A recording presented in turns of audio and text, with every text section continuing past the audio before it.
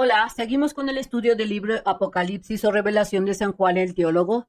Aquí hablaremos sobre la explicación paso a paso de esta gran profecía. Básicamente nos quedamos en Apocalipsis capítulo 3, parte 3. Iniciamos entonces con el estudio de la iglesia Laodicea. Debió haber lucido algo así. Se encontraba ubicado en esta parte de lo que hoy se conoce como Turquía. Y sabemos que la Odisea era una ciudad que se destacaba en toda la provincia romana de Asia por su gran riqueza, su vida comercial y por sus prácticas médicas. Como centro bancario, resulta que la Odisea tenía, pues, para su época, bancos.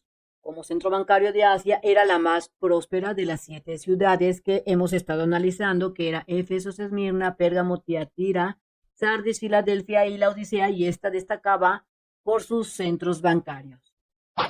En el estudio de esta enseñanza bíblica hablaremos sobre la iglesia, como te mencionaba, la Odisea, y esta iglesia en su momento fue algo muy especial, esta iglesia, debido a que Jesús menciona algo muy fuertemente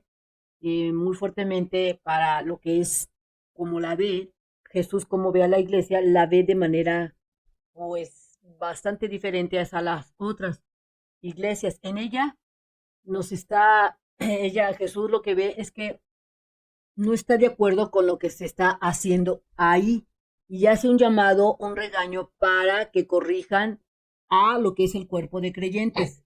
Podemos decir entonces que para poder agradar a Jesús, para poder agradar a Dios, hay que tener su perspectiva, hay que ver cuál es la perspectiva de Dios, hay que pensar y tratar de ver cuál es la forma de pensar del Padre, de Cristo, y esto lo podemos obtener como mediante el estudio bíblico.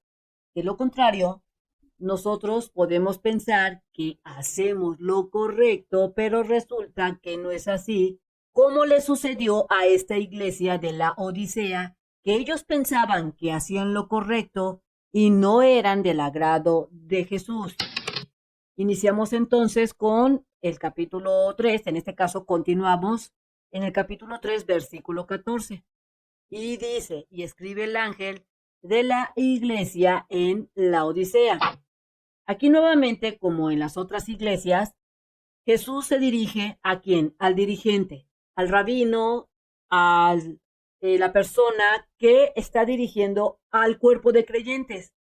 A esa persona va dirigida la carta y él, ¿qué es lo que tiene que hacer? Tiene que pasar ese mensaje que Jesús le está dando y les tiene que explicar para que ellos puedan cambiar su forma de ser y Jesús los vuelva a ver con agrado, porque en ese momento Jesús no los veía con agrado. Dice, he aquí el amén. Iniciamos entonces cómo Jesús se describe o se presenta y lo hace de manera muy peculiar, como el amén. He aquí el amén. Resulta que la palabra amén es de origen hebreo y significa el verdadero o el fiel. Entonces, cuando Jesús se presenta como el amén, básicamente él está diciendo que él es el verdadero, es el fiel, es aquel que tiene las respuestas hacia la salvación. Por lo que, cuando él se presenta como el amén, se está diciendo, yo soy el camino, yo soy la respuesta, yo soy quien te puede llevar a la salvación para que estés delante del Padre. Si te das cuenta, aquí dice, he aquí el amén, el testigo fiel y verdadero.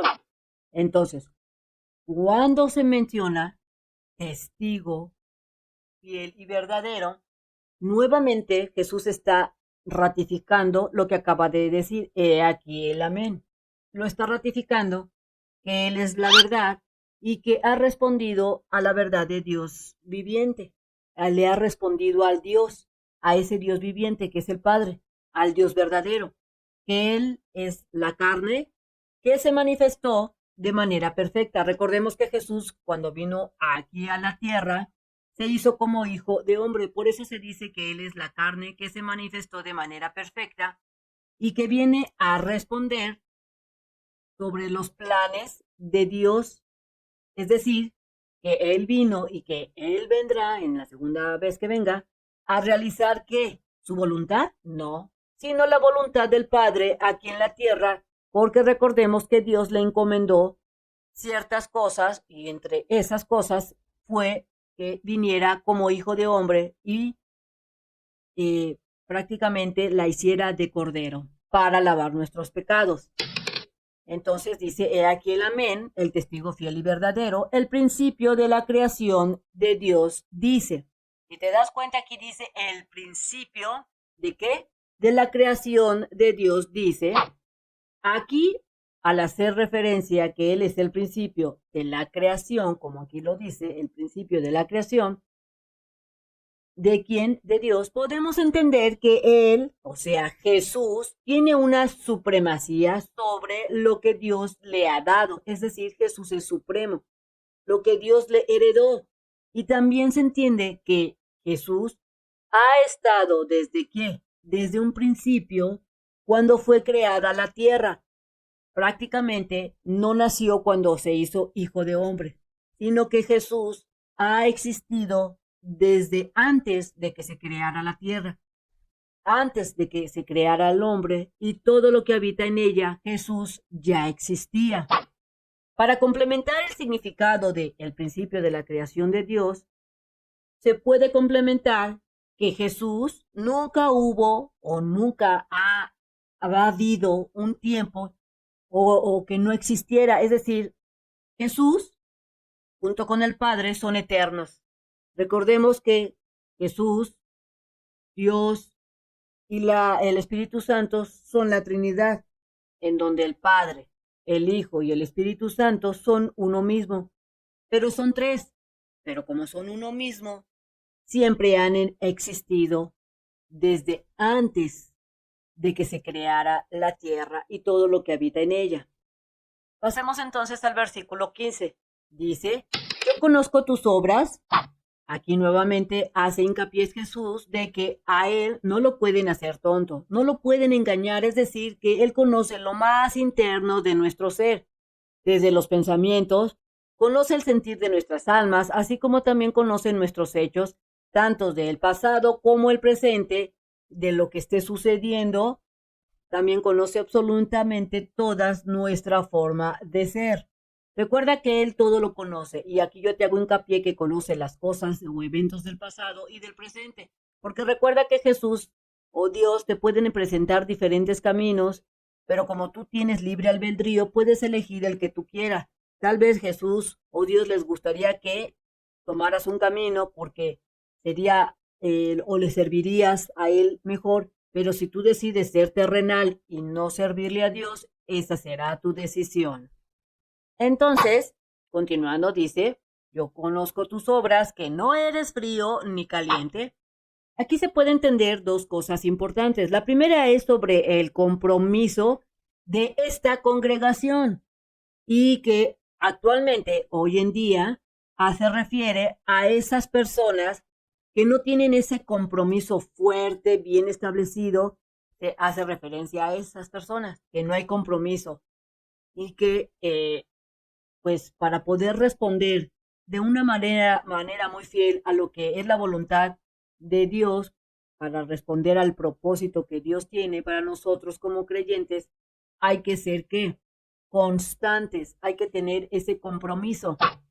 Es decir, tanto en esa época de la iglesia de la Odisea como actualmente, esto se refiere a esas personas que se encuentran en qué? En medio. No están ni a la derecha ni a la izquierda, están en medio. Es decir, que están tratando de agradar tanto a la parte terrenal como están tratando también de agradar a la parte espiritual. Por eso hace mención Jesús que no eres ni frío ni caliente. No eres ni frío, haciendo referencia a que no eres ni terrenal, pero tampoco eres caliente, haciendo referencia a que tampoco eres del agrado de Dios, de Jesús, o sea que no jalas para ningún lado. Y la segunda parte, que se entiende que no eres frío ni caliente, esta parte es importante porque se puede entender, se entiende, es que esas personas de la antigua iglesia de la Odisea, así como hoy en día, como el cuerpo de creyentes, se hace referencia a que les falta esa pasión, les falta ese involucramiento de conocer tanto la palabra de Dios como también querer conocer lo que le agrada a Dios y a Jesús. Y mucha gente no lo hace. No les interesa saber realmente lo que quiere Jesús, lo que quiere Dios para con nosotros. Simplemente escuchan lo que dice el rabino, lo que dice el pastor, lo que dice el padre o lo que dice su guía y con eso se conforman. No tienen hambre de conocer más. Continuando entonces, dice, ¿qué dice Jesús? Ojalá fueses frío o caliente. En esta última parte del versículo 15, Jesús empieza a dirigirse ya más fuertemente. Ya los está diciendo, ojalá fueses frío o caliente, haciendo nuevamente esa referencia de que se decidan. O sea, prácticamente Jesús les estaba diciendo a la iglesia de la Odisea, así como actualmente nos los dice a nosotros, es decídete ya, ¿en qué bando vas a estar?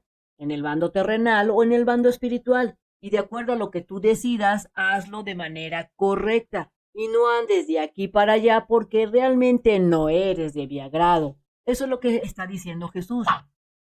¿Por qué esta expresión que hace Jesús, ojalá fueses frío o caliente, como vemos aquí, también puede entenderse de que no le agradan ese tipo de personas en absoluto, no las soporta. Por eso Jesús hace mención, decídete de qué lado vas a estar. Si te das cuenta, lo menciona dos veces, que no eres frío ni caliente, y luego lo vuelve a mencionar. Ojalá fueses frío o caliente, dando a entender que ese tipo de personas no, pero que no es del agrado de Jesús. Pasando al 16, versículo 16 dice, pero porque eres tibio, pero porque eres tibio. Aquí nuevamente Jesús usa esta expresión, eres tibio. Aquí hace referencia a la tibieza de esas personas que se dicen creyentes, pero no lo son, porque resulta que no se deciden en qué bando quieren estar. Si te das cuenta, lo vuelve a ratificar Jesús. Eres tibio. Si en la parte terrenal no sabe Jesús realmente si estás en la parte terrenal o tal vez ya a veces estás en la parte espiritual en base a estar bajo, si tú quieres más bien, estar bajo el agrado de Jesús de Dios, ¿qué es lo que te dice? Decídete, es lo que dice Jesús. Pero porque eres tibio y no frío ni caliente, te vomitaré de mi boca. ¿Te das cuenta la expresión tan fuerte que hace Jesús? Te vomitaré de mi boca por ser tibio, porque no eres ni frío ni caliente. Aquí hace referencia a Jesús a que él ve que no hay compromiso real por parte de esas personas que se dicen creyentes y utilizan un lenguaje bastante fuerte. Aquí lo usa Jesús, usa un lenguaje bastante directo y fuerte y muy claro de que no le agrada ese comportamiento. A Jesús no le agrada ese comportamiento de tibieza, haciendo referencia a que si no te decides de manera pronta, ¿qué pasará? Te vomitará de su boca. O sea, prácticamente no le vas a interesar y no se preocupará más por ti. Entonces, es aquí cuando tenemos que preguntarnos todos los días si nuestras acciones que estamos realizando o que hemos realizado realmente son del agrado de Jesús, son del agrado de Dios. Hay que preguntárselo. ¿Cómo lo sabremos si somos del agrado de Jesús o de Dios?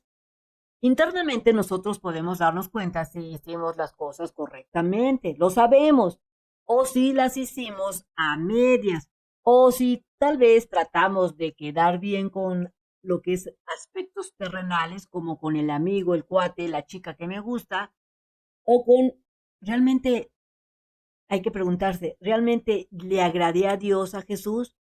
¿O trato nada más un poquito como que hago, pero no lo hago totalmente? Así es que hay que estarse preguntando esto de manera constante.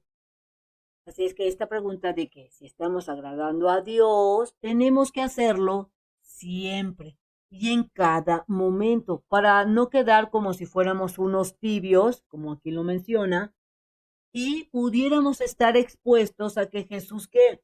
Nos vomite, que no seamos del agrado de Él y por andar queriendo quedar por los dos bandos, nos quedemos como el perro de las dos tortas, sin ninguna de las dos. En el versículo 17 dice, porque tú dices, yo soy rico, eso es lo que decía esa iglesia.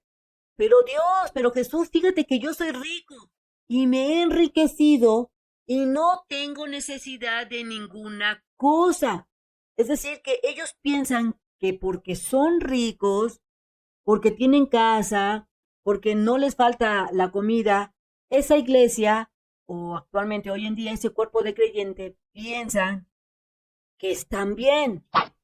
Al leer esta parte del versículo podemos notar que Jesús hace referencia a esta iglesia de la Odisea, o podemos traerlo hoy en día, actualmente, que algunas personas se autoevalúan ellos mismos. Ellos dicen, oye, pero pues fíjate que yo soy rico, Jesús, no me hace falta nada. Se están autoevaluando ellos mismos. Y esto, lo que pasa en este versículo, es que ellos creen que es lo correcto. La gente se está autoevaluando. Hoy en día mucha gente se autoevalúan y está bien que te autoevalúen, pero no trates de justificarte cuando internamente sabes que algo está mal. Y se están diciendo, mira Jesús, no tengo necesidad de nada. Soy una persona rica, aquí te lo dice, yo soy rico. Y hacen pensar, porque así lo creen, que porque tienen muchas cosas materiales, piensan que eso es todo lo que requieren. Es decir, dicen, ay, de veras que Jesús me quiere mucho porque soy rico, no me hace falta nada. Pero aquí Jesús está diciendo, no es así. Consideran que por el hecho de que tienen todas esas riquezas materiales y no les hace falta nada, piensan esas personas que son totalmente del agrado de Dios, como si a Jesús le interesara que la gente tuviera muchas riquezas. O sea, algunas personas piensan que a Jesús les interesa que seas millonario y por el hecho de que lo seas, eres del agrado de Dios. Pero cuidado, la prioridad de Jesús no es esa. A Jesús no le interesa que la gente tuviera muchas riquezas, como si la prioridad, como te menciono, de Jesús fuera que toda la gente fuera rica. Y sabemos que esa no es la prioridad de Jesús. La prioridad de Jesús es que seamos salvos y del agrado de Dios. Su prioridad principal de Jesús es agradar a Dios, es hacer la voluntad de Dios. Así del mismo modo nosotros debemos de pensar, hay que agradar a Dios. Todas esas personas que piensan que porque tienen mucha riqueza y porque su comportamiento es relativamente bueno, pero resulta que no se esfuerzan por agradar en su totalidad a Dios con los preceptos que Dios y que Jesús ha establecido, y que por el hecho de que hacen algunas cosas buenas, esas personas consideran que ya es todo lo que deben hacer, cuidado. Jesús les está diciendo que no son de su agrado, que no es de su agrado pensar así. Jesús dice que no te conformes con hacer unas cuantas cosas buenas y que pienses que porque tienes cosas materiales estás siendo del agrado de Dios. Cuidado, porque en una de esas Dios ya volteó a ver a otra parte y tú pensando que estás haciendo del agrado de Dios y no es así, sino que tomes esa pasión hacia Jesús, es lo que está diciendo, toma esa pasión hacia Dios, hacia Jesús, hacia la palabra de Dios y que te transformes de manera definitiva hacia a ellos. Mira, porque dice, yo soy rico, dice la gente, y me he enriquecido y no tengo necesidad de ninguna cosa. Y no sabes que tú eres un desdichado y miserable y pobre y ciego y desnudo. Si te das cuenta en esta primera parte del versículo, la gente piensa que por ser rico está, según ellos, no les hace falta nada y que son del agrado de Jesús. Pero ¿qué dice Jesús? Pero tú no sabes que tú eres realmente desdichado, que eres miserable, que eres pobre, ciego y desnudo.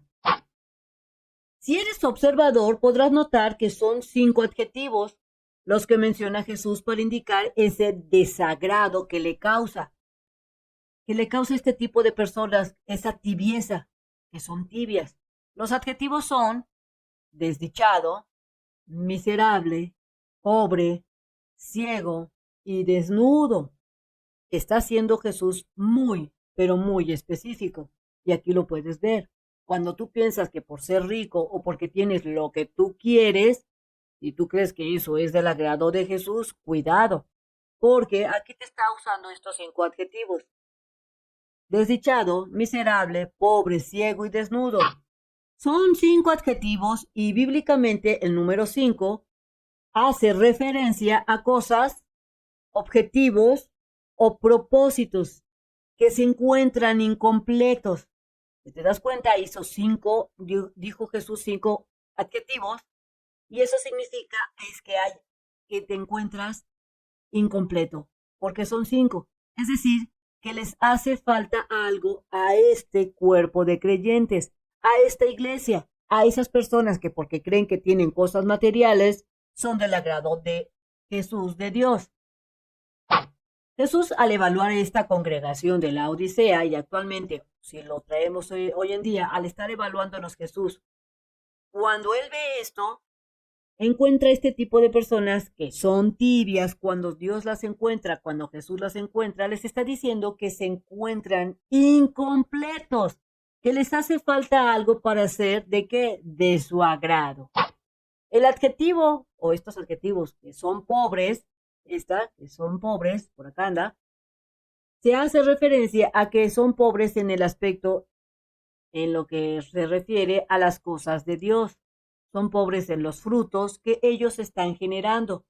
No están haciendo realmente lo que Jesús quiere que hagan. Les está faltando algo. En ese aspecto son pobres. El adjetivo de son ciegos se refiere a que ellos no están visualizando todas las cosas desde una perspectiva de Dios. Solamente están viendo la parte terrenal, lo que ellos quieren ver, pero no lo que realmente Dios te está dando a que tú entiendas. El adjetivo ciego hace referencia a que Jesús les está dando a entender que no quieren entender el verdadero objetivo, el verdadero significado de sus palabras, de los mandatos que él dio, es decir, que están ciegos, no lo pueden ver o no lo quieren ver. El adjetivo desnudo, que está por acá, hace referencia a que espiritualmente Jesús los está viendo en nada. No hay nada que ofrecerle a Dios, a Jesús. No hay nada en lo cual te pudieras defender en el juicio. Es decir, realmente no tienes nada para defenderte. Por eso en el versículo anterior dice que si no cambias, Jesús te vomitará. Es decir, que no habrá forma en que Jesús pues te pueda defender cuando estés ante Dios haciendo este juicio, porque eres tibio. Te falta ese compromiso, esos frutos. Y el adjetivo desdichado, que es este de aquí el primero, significa que cuando tú crees que eres feliz y pues realmente no lo eres, internamente no eres feliz, tienes ese vacío que lo sabes que te sientes así como vacío, pero te rehusas a rendirte totalmente a Cristo Jesús, al Padre, tal vez porque te encanta mucho ese auto último modelo o porque te encanta mucho ganar dinero y por eso no te puedes o no quieres entregarte a Jesús totalmente. Pasemos entonces al versículo 18 que dice, yo te aconsejo que compres de mí oro refinado en el fuego para que seas rico. Sabemos que por medio de Cristo Jesús del Mesías habrá un cambio, es decir, que Él es el camino para poder llegar a quién, a Dios. Sabiendo esto, Jesús entonces dice que Jesús nos aconseja que compremos ¿qué? De Él oro refinado en fuego para que seas ¿qué? Rico. Es lo que nos está diciendo. Compra oro refinado que yo te estoy dando, que te estoy vendiendo. Esto significa que Dios, que Jesús, son los únicos quienes ellos pueden ¿qué? Remover esas impurezas, pueden remover el pecado. Es decir, que Él quiere remover todas esas cosas que Él encuentra que se encuentran en qué, en conflicto con quién, con el carácter de Dios, con las cosas de Dios. Él lo puede remover para que tú puedas entrar a dónde, al reino de Dios. Eso es lo que quiere hacer que tú entiendas en este versículo. Dice que te aconseja que tú compres ese oro refinado. Compra de mí oro refinado en el fuego para que seas tú qué, rico. Y este oro lo puedes adquirir por medio de Jesús. Si observas que Jesús se refiere a ese oro refinado, es un oro espiritual. Y este oro será usado en dónde, en la tierra, no, sino en el reino de Dios. Y te dice Jesús que tengas, pues, al tener ese oro, vas a estar prácticamente, eh, porque para obtener ese oro, se requiere estar en armonía con Dios y con Jesús. Así es que Jesús te dice que aunque tú tengas mucho dinero, mucho oro aquí en la tierra, o muchas cuentas bancarias, pues prácticamente no te servirán de nada allá. Solamente te servirán este oro refinado. En el reino terrenal, pues tal vez te sirva el dinero, pero allá no te servirá para nada. Así es que por lo que hay que preocuparnos es por tratar de reflejar qué cosa, el carácter de Dios, para que eh, cuando Jesús venga no nos agarre que desprevenidos. También debemos de tomar en cuenta todos estos consejos que Jesús que nos está dando y que nos estará dando durante este estudio para realizar ese cambio. Y recuerda que en el Apocalipsis prácticamente Jesús está hablando de manera muy directa con el cuerpo de creyentes que se encuentran hoy en día en un presente, porque de acuerdo a lo que se estudiará, se verán cosas que encajan en nuestro presente. Continuando entonces dice, yo te aconsejo que compres de mí oro refinado en el fuego para que seas rico y vestiduras blancas para que te vistas y no descubran la vergüenza de tu desnudez. Es decir, que no solo hay que comprar este fuego refinado, sino también estas vestiduras blancas. En esta parte del versículo se dirige y se enfoca a las vestiduras. Él dice que si nosotros hacemos lo correcto, hacemos ese cambio y comenzamos a comprar ese oro refinado, que Él puede hacer también, ¿qué? También nos va a otorgar estas vestiduras blancas que vemos aquí, que nos dice y vestiduras blancas, nos dará estas vestiduras blancas, por lo que se puede ver que serán puras, dignas. Es decir, que si Dios, que Jesús, te asigna estas vestiduras, serás digno, serás una persona santa. Y estas vestiduras cubrirán tu desnudez. Cuando se lee la palabra que alguien se encuentra desnudo, no se refiere a una desnudez de manera carnal, en donde se ve la piel, sino que esta desnudez hace referencia a que no tienes buenas obras, que sea que te has dedicado a qué? A pecar. Y cuando pecamos, nos encontramos desnudos. Entonces, es cuando nos dedicamos a hacer maldades. Y por eso dice en este versículo que les dará esas vestiduras blancas para que no se vea la vergüenza de la desnudez. Es decir, que serás una persona santa debido a que Él lavará y quitará sus pecados y ya no tendrás esa vergüenza, sino que serás santo o santa, dependiendo el caso. Entonces, por lo que vestirse con estas vestiduras blancas significa en realidad de que se está obrando y haciendo que la voluntad de Dios, es decir, que eres totalmente del agrado de Dios. Y unge tus ojos con colirio para que veas. Aquí te está diciendo, unge, lava tus ojos con colirio para que realmente veas lo que está pasando. Sabemos que el colirio es una sustancia que en cierta forma ayuda a que podamos tener una mejor visión o a tratar algunos síntomas de la visión. Entonces, aquí Jesús lo que busca al mencionar que Él ungirá los ojos con colirio es para que veamos que nosotros y podamos entender, podamos ver de manera espiritual y de forma clara. Es decir, que al decir esta parte y unge tus ojos con colirio, es decir, deja de estar viendo de manera terrenal mis cosas, sino que velos de manera espiritual y de forma clara. Cuáles hay que ver esas perspectivas que Jesús tiene, que son cosas de acuerdo a la voluntad del Creador y del Padre de Él. Entonces, si nosotros hacemos esos cambios y nos fijamos en los errores que Jesús nos está dando a conocer, nuestra vida se verá reflejado que los planes y los propósitos de Dios. Así que seremos agradables al Padre, a Él, al Hijo, al Espíritu Santo, para luego convertirnos en ¿qué? En santos. Y poder también estar en donde? En el reino de Dios. O sea, todo va de la mano. Si somos santos, significa que podremos estar en el reino de Dios y le agradaremos a Dios al Padre y nos dará este oro refinado, así como vestiduras blancas, y estaremos muy felices con Él, porque seremos salvos.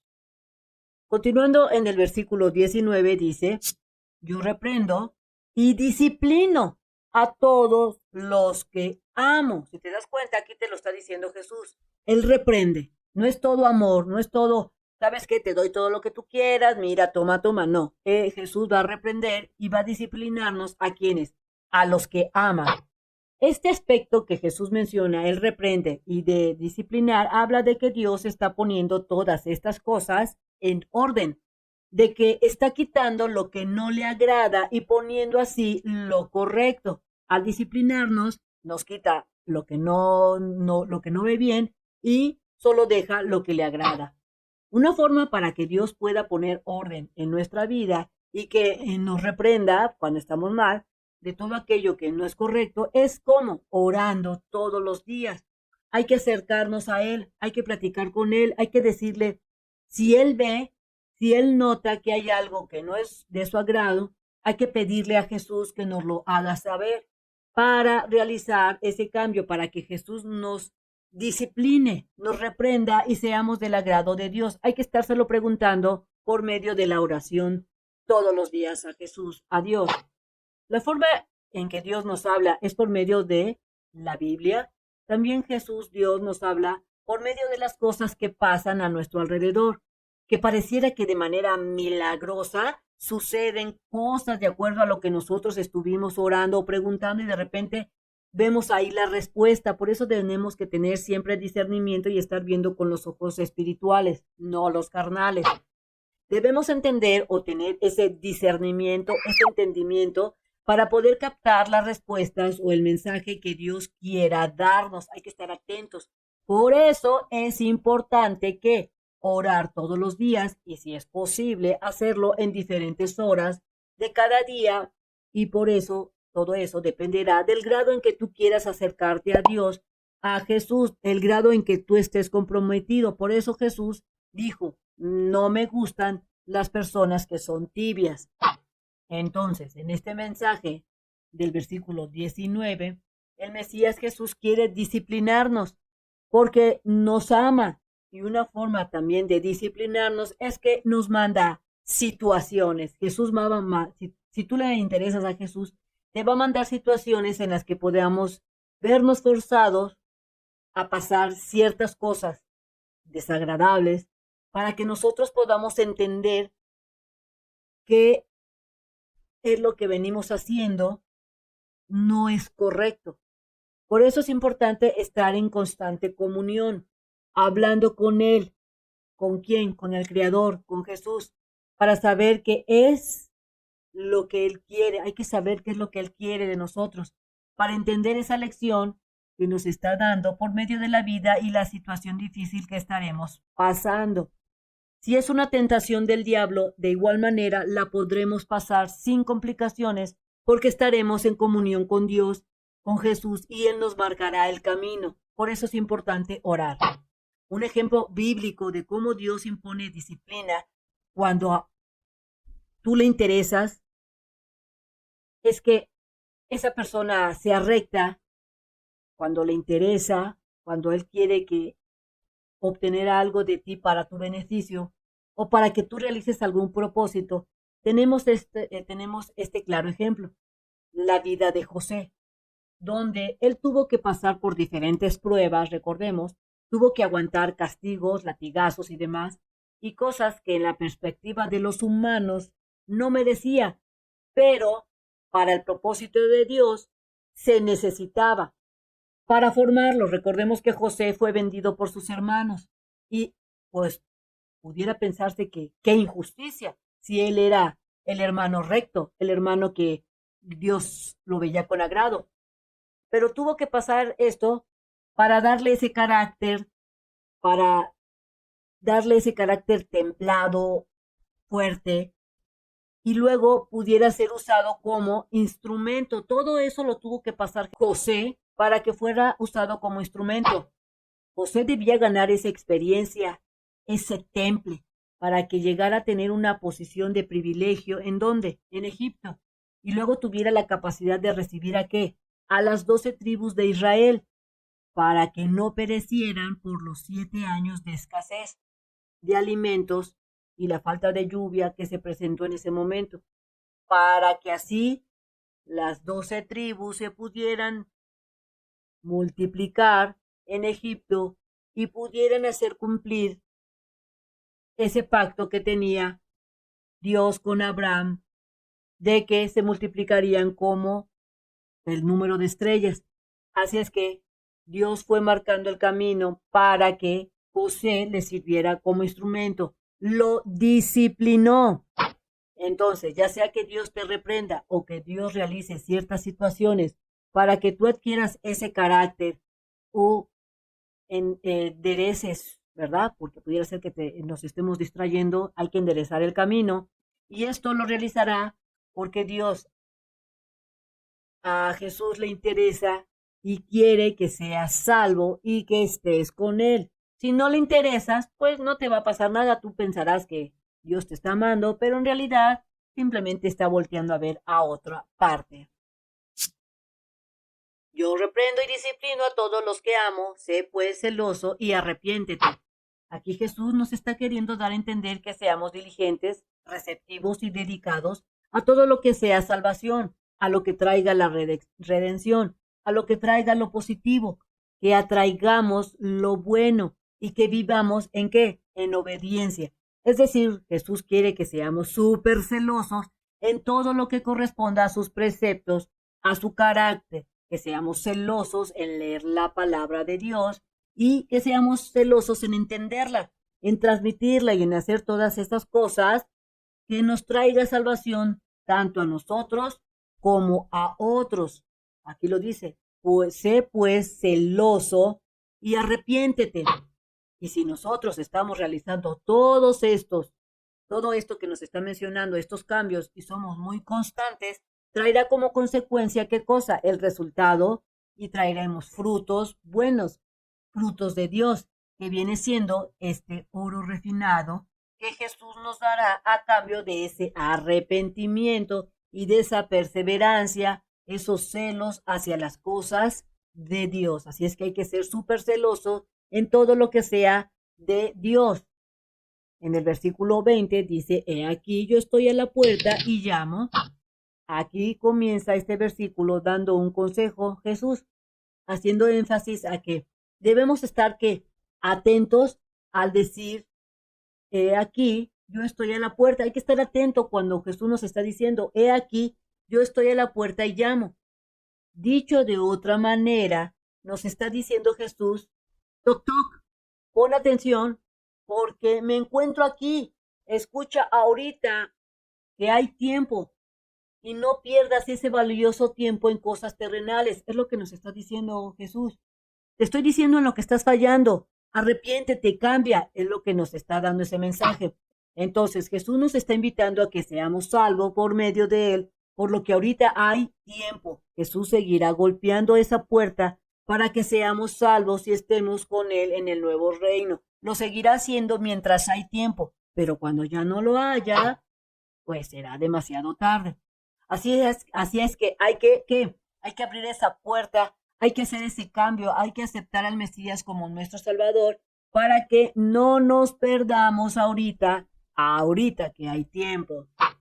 Recordemos que no siempre se tendrá esa oportunidad de aceptar al Mesías, porque si morimos de manera inesperada o ya de viejos, o si llega Jesús por segunda vez y no estamos preparados y no conocemos la palabra de Dios, no sabremos qué hacer. Nos engañarán, perderemos tiempo valioso para ser salvos, por lo que ahorita que Jesús que está ahorita, ¿verdad? De manera insistente tocando esa puerta para que seamos salvos, no dudes en abrirla y conocer a Jesús para que seas una persona santa, redimida y estés con Él en el nuevo reino de Dios. Continuando, dice, y si alguno oye mi voz y abre la puerta, ¿qué es lo que hará Jesús? Entrará y cenaré con Él y Él conmigo. Prácticamente aquí Jesús nos está dando un mensaje de que si nosotros lo aceptamos, lo escuchamos, si escuchamos sus preceptos y hacemos ese cambio, ese arrepentimiento y abrimos esa puerta que está tocando, lo que pasará es que Jesús entrará y nos redimirá, nos salvará y esto traerá una recompensa que seremos ¿qué? Elegidos para poder estar con Él cenando y hablando con Él de manera que directa en ese precioso nuevo reino que Jesús ha de establecer aquí en la tierra. Así es que no hay que perder tiempo. Si percibes también aquí se da otro mensaje en esta parte, en donde al estar aceptando a Jesús y estar cenando con Él, se da una intimidad ¿con quién? Con el Padre, se da una intimidad con el Hijo y se da esa intimidad entre hermanos, donde seremos capaces de hablar con Él de cualquier tema y que estaremos dispuestos a recibir esas correcciones o regaños de parte de Jesús para mejorar. Si abrimos esa puerta, estaremos dando la entrada a Jesús para que Él nos corrija. De lo contrario, pues Él simplemente se irá. Para obtener esa intimidad con Jesús, ¿qué se requiere? Hay que estar en constante ¿qué? En comunión, orando, leyendo la palabra, estudiándola, así como hay que transmitirla, que todo el mundo pueda ver esa transformación, ese reflejo de nuestra vida, de ese cambio, que todos puedan percibirla. A eso se refiere con entraré y cenaré yo contigo y tú conmigo. Es de que todo el mundo verá ese cambio y dirá, wow, este era un desgraciado, pero ahora es una persona de bien. Es decir, esa intimidad de hermanos, de padre hacia el hijo, traerá frutos buenos, frutos verdaderos. En el versículo 21 te dice, al que venciere yo le daré que se siente conmigo en mi trono.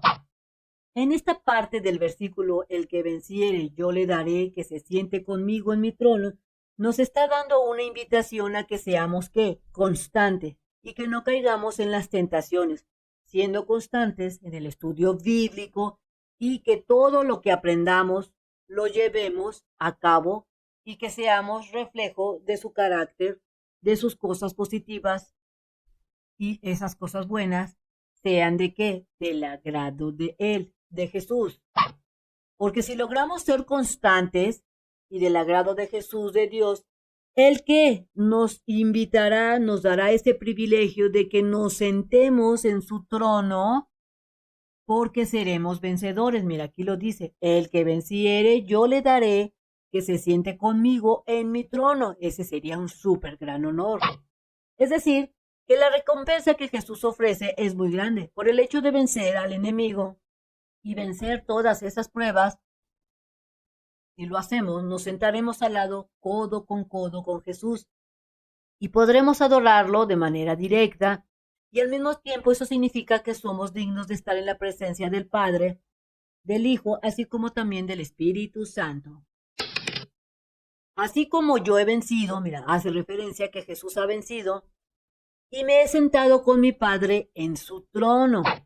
En esta otra mitad del versículo, Jesús hace mención que aquel que vence, que sea persistente y que haya realizado la voluntad del Padre de Jesús, esas personas que sean santos se sentarán con el Padre en su trono. Es decir, se dará una super mega recompensa a todo aquel que haya resistido al pecado y ya haya generado frutos de acuerdo a la voluntad del Padre y del Hijo. ¿Te imaginas qué gran honor? Así es que hay que portarse bien y dar frutos buenos. En el versículo 22 dice, el que tiene oído, oiga lo que el Espíritu dice a las iglesias. Aquí se finaliza las 7 cartas dirigidas a las 7 iglesias.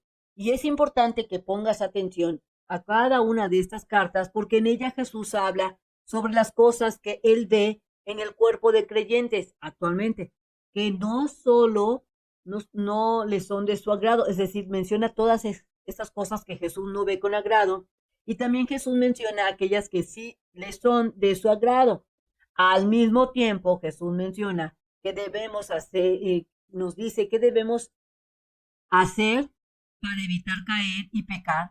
Y también menciona en reiteradas ocasiones que hay que estar súper atentos para no pecar y por tanto se debe de estar en qué? En comunión con Él y aprendiendo y estudiando la palabra de Dios que se encuentra en la Biblia. Aquí Jesús, el que tiene oído, oiga lo que el Espíritu dice a las iglesias, nuevamente reitera que todas estas cosas las entenderá, las escuchará aquellas personas que tengan esos oídos espirituales, que tengan esa hambre de conocer y de entender el carácter de Dios y querer hacer la voluntad del Creador.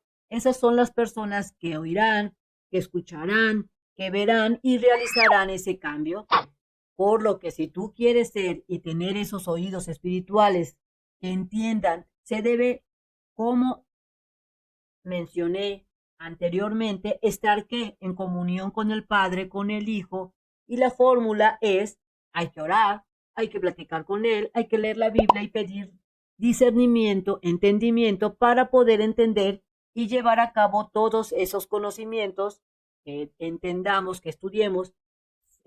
Hay que ser ejemplos vivientes de cómo se debe de comportar el hombre aquí en la tierra para ser agradables al Padre y al Hijo. Básicamente Jesús está diciendo que aquellas personas que quieren ser salvas y que quieren pertenecer al nuevo reino de Dios, así como ser una parte importante de este nuevo reino, se requiere que haya un compromiso, se debe de haber una alabanza, se debe de tener el estudio bíblico, así como realizar todos esos actos benéficos que traigan frutos de vida. Así es que no hay que perder el tiempo y hay que hacer esos cambios y aceptar a Jesús. Entonces, no dejen que entre el pecado a sus vidas. Si te sirvió este video, transmítelo. Nos vemos la siguiente enseñanza. Y recuerda que no importa el mensajero, sino el mensaje. Y no olvides leer tu Biblia. Y si hay algo que te hace ruido, busca en tu Biblia respuestas en Cristo Jesús orando.